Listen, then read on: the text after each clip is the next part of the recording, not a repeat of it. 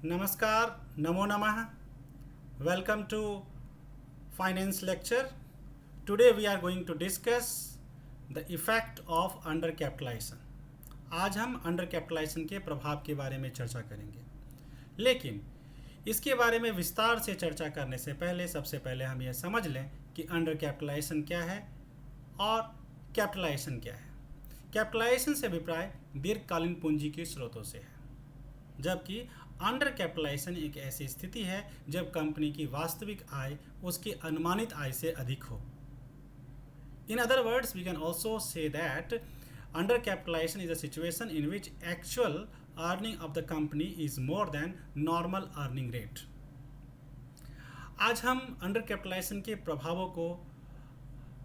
प्रभावों के बारे में विभिन्न भागों में चर्चा करेंगे। सबसे पहले भाग में हम ये चर्चा करेंगे कि अंडर कैपिटलाइजेशन का कंपनी पर क्या प्रभाव है। दूसरे भाग में शेयर होल्डर पर अंडर कैपिटलाइजेशन के प्रभावों की चर्चा करेंगे और आखिरी भाग में हम चर्चा करेंगे कि अंडर कैपिटलाइजेशन का सोसाइटी और इकोनॉमी पर क्या इसका प्रभाव है। सबसे पहले हम अंडर कैपिटलाइजेशन के कंपनी पर प्रभाव के बारे में हम चर्चा करेंगे। पहला पॉइंट है इंक्रीज इन कंपटीशन, प्रतिस्पर्धा में वृद्धि। जैसा कि हम जानते हैं कि अंडर कैपिटलाइजेशन की स्थिति में कंपनी की अर्निंग रेट अधिक होती है।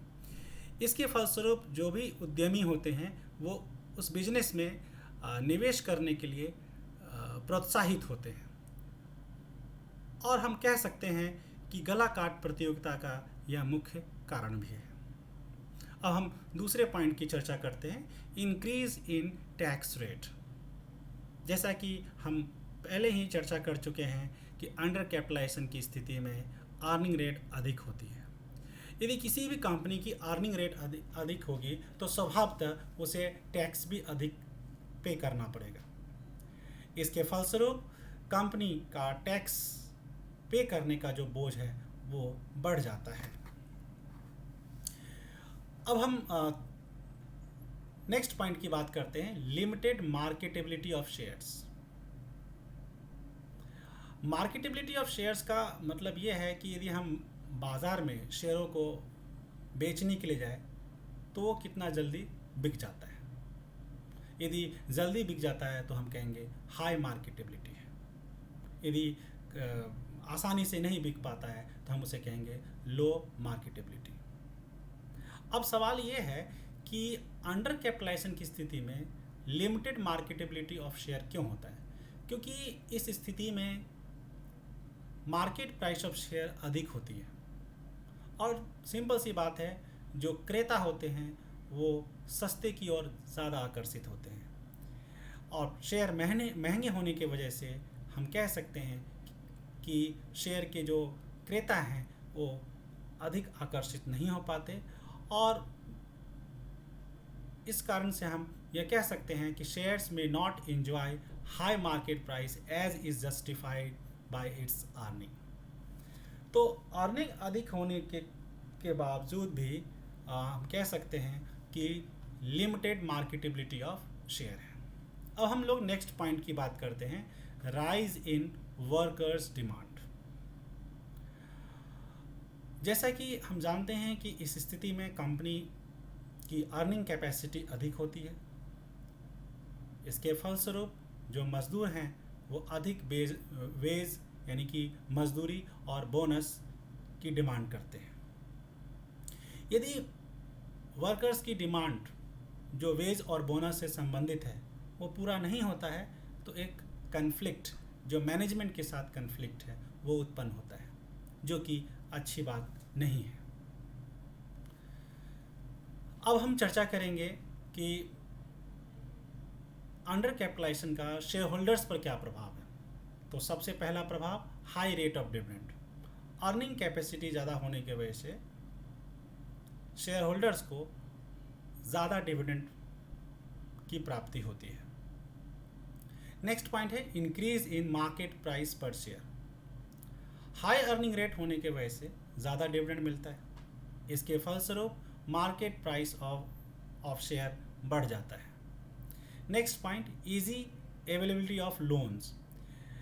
यानी कि हम कह सकते हैं कि जो ऋण की उपलब्धता है वो आसानी से उपलब्ध हो जाती है, क्योंकि अंडर कैपिटलाइजेशन वाले कंपनी के पास अर्निंग कैपेसिटी ज़्यादा होती है, इसलिए आसानी से ऋण की प्राप्ति हो जाती है। और ऋण की प्राप्ति के लिए वो शेयर्स को कोलेट्रल के रूप में रख सकते हैं। अब हम लोग नेक्स्ट पॉइंट की बात करते हैं। अंडर कैपिटलाइजेशन का सोसाइटी पर क्या प्रभाव है। सबसे पहला प्रभाव हम देखें तो इससे कंज्यूमर्स को फ़ायदा होता है। क्यों फ़ायदा होता है?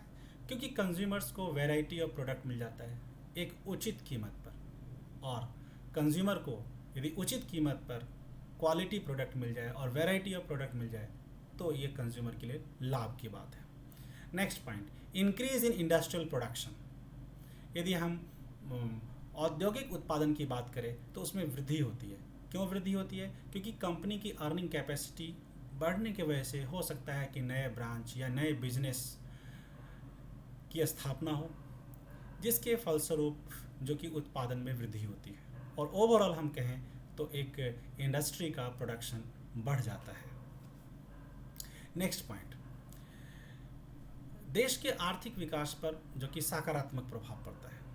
जैसा कि हम जानते हैं कि अभी हमने पढ़ा कि कंपनी की अर्निंग कैपेसिटी अधिक होने की वजह से औद्योगिक उत्पादन बढ़ जाता है, और औद्योगिक उत्पादन बढ़ने पर उस उत्पादन को करने के लिए जो कि मजदूरों की आवश्यकता होती है, कर्मचारियों की आवश्यकता होती है, जिससे कि रोज़गार में वृद्धि होती है।